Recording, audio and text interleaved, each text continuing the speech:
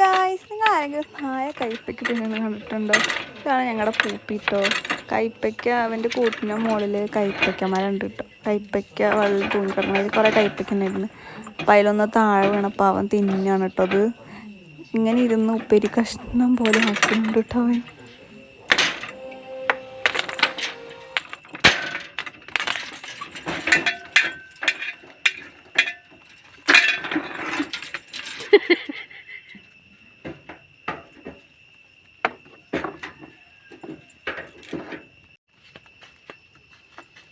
മൂത്തിട്ടില്ലേട്ടാ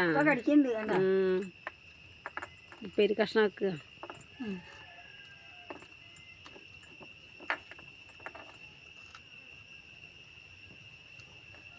തിന്നട്ടെ. അങ്ങോട്ട് തിന്നൂട്.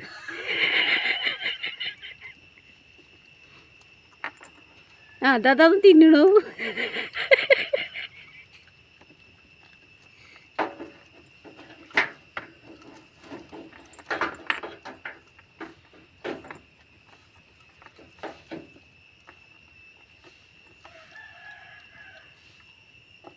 കഴിച്ചു മതിയായി തോന്നുന്നു.